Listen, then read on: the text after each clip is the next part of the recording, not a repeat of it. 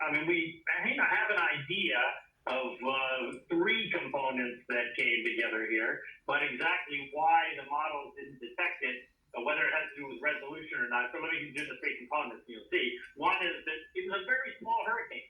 It's a tiny hurricane, like Hurricane Charlie in 2004 that hit just north of Fort Myers, where exactly the same place that Ian hit with exactly the same intensity, but did nowhere near the scale of the damage up and down the coast because it was very small. But where it hit, it just blasted the coast, like Hurricane Andrew. Small hurricanes blast the coast in a narrow area, and when they hit a populated area, they do a tremendous amount of damage.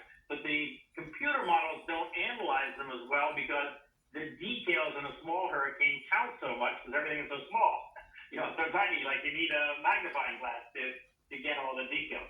The other thing is there was a dip in the jet stream to the north, and the dip in the jet stream is a long body of research about, when is a dip in the jet stream too close to a storm so that it rips it apart, or is it just close enough so it actually pulls air out of the top of the hurricane, and that lets more air come into the bottom of the hurricane, and the air going into the bottom we call the wind.